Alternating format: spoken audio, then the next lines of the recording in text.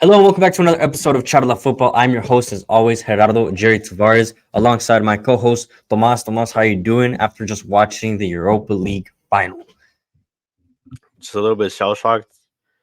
Um, Tell me about it. I'm really surprised. I do not know how to start this podcast off. I don't even know I what to think talk about. Like, is it Atalanta's complete domination, or was there a lack of Bayer Leverkusen in every aspect of the game?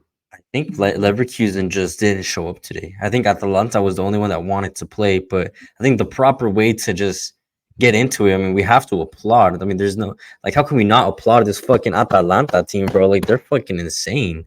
I Like mean, this what they showed us today I haven't seen from a team since probably like City like last year probably like the way they like their hunger, the way they would press, the way they would defend. They were like dogs. I told you in the pre-recording that they were playing like straight up dogs. Like they wanted it way more than Leverkusen.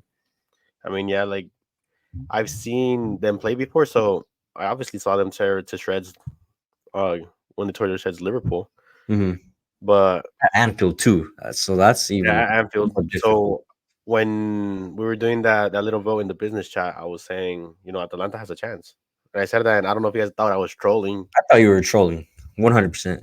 but I've I seen didn't. Atalanta play I gave him no chance. because they did beat this Liverpool team where you say, yeah, like it's been the worst Liverpool team because you look at their outcome of this season. But in that moment, Liverpool was a really motivated side. I think they We're were still still fighting. leading. They were still leading in the Premier League, and they still had that obviously that Europa League run, which was going pretty decent for them. And they run into a brick wall. I mean, Atalanta, that's what they are. And I Yeah, saw that happening in the terms that if Atalanta defended one, they got an early goal. I saw them winning, but I did not think that they were going to be able to win 3-0. yeah. I think everyone's pretty much surprised. I think most of the world's pretty much surprised because we are already painted that picture of Leverkusen winning the treble undefeated. Basically, there was no doubt that. I mean, even on my end, I completely thought we were going to see history with this Leverkusen team, and we still did. I mean, 51 games unbeaten is quite historic, but I saw this tweet today saying that Xabi Alonso has that Madrid DNA, can't complete a treble, basically. But Good for them. let's just look. Let's look first. Like you said, and at Anfield, Atalanta just trumped Liverpool. At Marseille, the better team once again versus Leverkusen. 100% the best team on the park. The only one that honestly showed up. Leverkusen in the build up to the game, they were already pretty comfortable in the Bundesliga, having won it almost a month ago, probably now. They had recently just ended the Bundesliga campaign, and now they have these two finals kind of back to back. I think they have them in the next 3 days. So they just have the Europa League final now lost, and then they have the German Cup final, the Pokal, in like 2 days or so. I think it might be on Sunday or Saturday. But I don't know. Like I said, I had this team going for it all. I'm quite surprised that they didn't get that. Was it? Do you think it was Xabi Alonso's fault? Do you think it was the players' fault? A lot of people were saying that Xabi Alonso kind of set up his team wrong today because he essentially played with no striker. He took off. There was no Patrick Schick and no Victor Boniface. It was I think Adli up top, and I don't think he's a natural striker. So there was no hold up. There was no hold up play for Leverkusen to really get out of that press. The thing with that is that the first goal comes in like the 10th minute, Hmm. and that's really a defensive issue on your standing, on how the formation is built. So maybe you could say, we're missing a striker, so the team doesn't know how to plant themselves very well. But if you're watching this, and for most people who haven't watched this, everybody's played football. Like in games like this, whether it's at Sunday League, whether it's in the Champions League, you can't give up. How would I say? You can't come into a game like this with no intensity, Hmm. with no desire to win every 50-50 ball, especially when those balls are in your own on your side of the field, Yeah. where it's on your half. You have to win every ball and clear it in the first 10-15 minutes because that's usually where the mistakes happen early on in the games.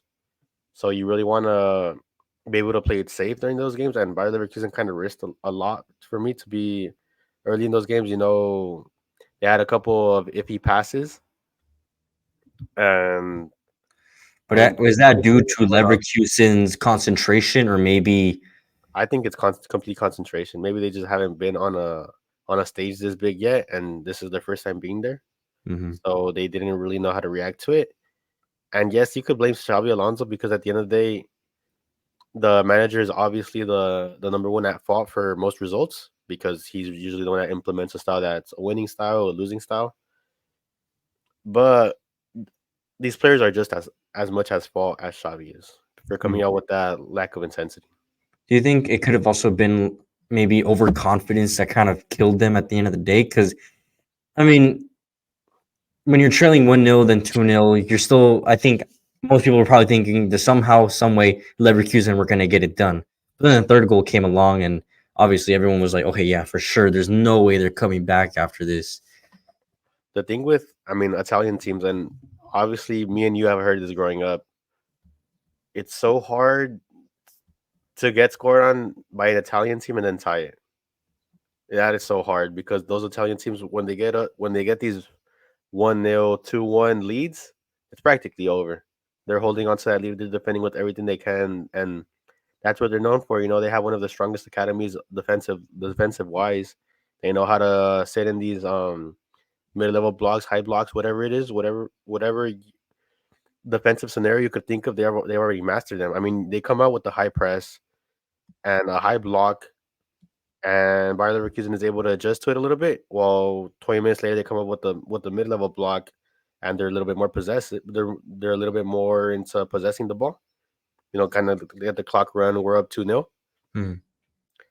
and it really dictates the game. Bayer Leverkusen changes the style again, and they're able to adjust to a lower block. So it's so much of you can't receive a goal against an Italian team. Practically, that's what I'm saying. You can't receive a goal. Yeah, Every I agree. They are really good at defending. There's no doubt about that. every scenario for them is get a goal in and we'll defend. We can defend the rest of the game if we want to. We'll Hmm. get a we'll defend, they'll open up gaps and we'll counter them and we'll get a second goal. And that's That's really what exactly what they did. And I think the person to highlight, obviously, is the man that scored the hat trick, the first player to score a hat trick in a European final, it's the first crazy. African to score a hat trick in the European final, Ademola Lookman. I think he has Crazy. like 15 goals this season, I mean, around there, 13 to 15 goals this season. But this is even his first hat trick ever, like in his career. So to do it in the Europa League final against what everyone is considering the best team this year, I think that's big praise. That's big praise. I don't know if people are going to start talking about transfer moves. I know you kind of started for flirting with the idea of maybe he can look for a transfer out of Atalanta, but they have Champions League ball next year. Why not They do stay? have Champions League ball. He could stay, but the thing with Atalanta is that they're not a top four contender, I would say. They're probably not making it to the semifinals. They'll probably get a good run, get a quarterfinal run. If Mm, it's an exceptional run, they'll get into semifinals, but I don't see them in the final. And if you're a player like Lookman, that's really where you want to be because if you're able to perform like this in a final, obviously these big four, big five teams are going to want you in the Champions League, which are usually like Real Madrid, City, these big teams that are there consistently. mhm. And I mean, it's just something that I would want if I was Lookman, because if you're looking, I think it was a year back or a year and 6 months back when Hoyslin is able to get out. I mean, Lookman had a better season than Hoyslin did offensively. Yeah, And Hoyslin gets picked, he gets whatever. 70 mil down the Yeah, drain 70 for mil. you. I mean, Lookman is really the player that you would want because he's able to perform in teams for when they need him the most. Definitely. He's been bouncing in and around squads. He was at Leipzig, he was at Fulham. I don't think anyone expected this for sure, but I mean, congrats to him. I mean, to get a hat trick in a final is not an easy feat, especially it being your first time doing so. I mean, that's just insane to me. But another person that I wanted to highlight, of course, has to be Atalanta's manager, who completely just outclassed Xabi Alonso and showed his experience, showed his forte, which is managing um, this Atalanta team, who a few years ago were really struggling. I don't think anyone thought of them being even in a top four. Up until he started taking over and really restructured this Atalanta team. Now they're always constantly fighting for top four, top six in Serie A. They're in Champions League football, in Europa League football now, and now winning the Europa League. And I saw this crazy stat showing his like win percentage. So he's managed over 383 games, and he's only lost 95. So I think he I had mean, like, some, like 90 draws as well. But he's had to have like 290 wins. You yeah, know, that's an insane amount of wins, and that's just at Atalanta in general. So definitely, you have to praise the manager here, Gian Piero Gasperini. Remember the name; he has created history with Atalanta, bringing them the first trophy since I think 61 years ago when they won the Coppa Italia. So to do this now, I'm sure. I mean, I even saw a clip of a Atalanta fan just crying, like while recording them lifting up the trophy. I mean, that's how much it means to them, and now they've completely just sealed history for Atalanta. was that their ever first European championship? Yep. First ever European championship for them. Like, this is their only second title in club history. So I love this season. This is what I think. This is why people have to get more involved in football. This is why I love football, is that anything can happen, whether it's the underdog or the best teams in the world. I mean, what we consider the best team in the world in Bayer Leverkusen just got dogged by an underdog in Atalanta. I don't think anyone had them going to the Europa League final if we were looking at that.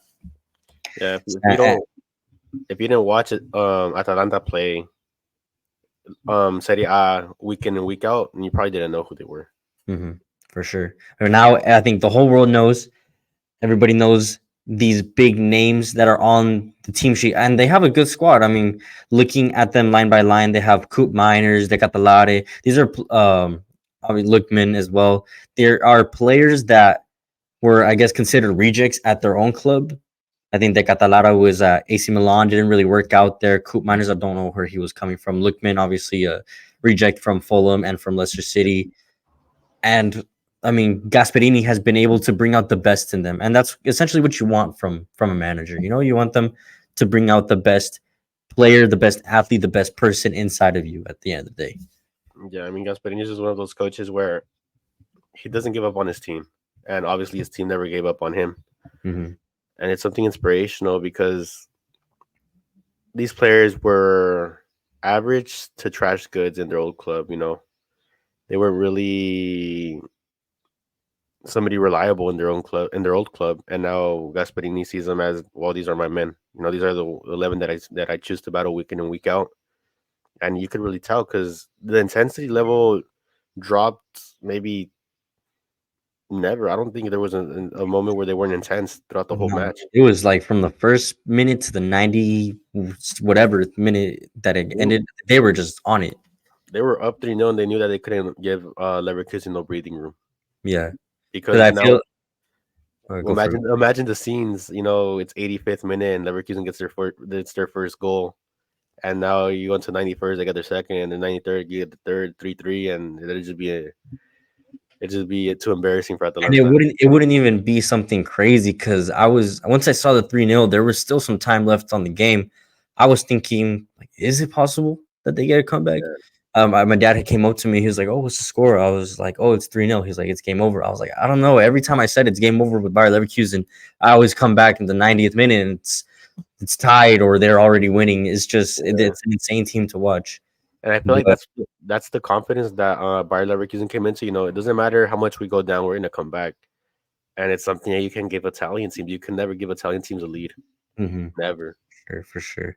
And yeah, like you said, that's exactly what happened today. I think for sure it was overconfidence because I saw the way they were playing. They did seem like no matter what we do, we're gonna come out on top, which is a good mentality to have. But if you're not intense with that mentality, then you're not getting anywhere. The if the other team is with the same mentality but with more energy than you, then I mean they're gonna beat you 100%, 10 out of Yeah, 10. 9 out of 10. It's like Luca Ferretti said, hard work beats talent, but talent plus hard work will always be hard work. And I mean, both of these teams are really talented. Atalanta just worked harder. Yeah, that's at the end of the day, that's what it came down to. But I think now that team, the winner Atalanta would come and face in the Super Cup, right? The European Super Cup. It would be versus the winner of Madrid versus Borussia Dortmund. Those are gonna be those are gonna be some good games to watch. So definitely those are games to look out for. But that kind of wraps up today's episode. Make sure to follow us on socials. No Jonathan today. I don't know if you guys noticed, but he's out on some personal things. But hopefully we can get him back for the next episode. I'm debating on putting out another episode this week to cover a little bit of Copa America and Euros just before we head out to before we head out to Wembley, since we will be at the Champions League final. So stay tuned for that. Stay tuned for all the videos that will be coming. And yeah, like I said, follow us on socials, personal socials, as well as the Charla football page. That's CHARLA football. Tomas, thanks so much for hopping on. I know it was a little last minute, my bad. No problem. All right, bro. Well, thank you guys for listening and support your small creators because together we'll make it big. We'll see you on the next one.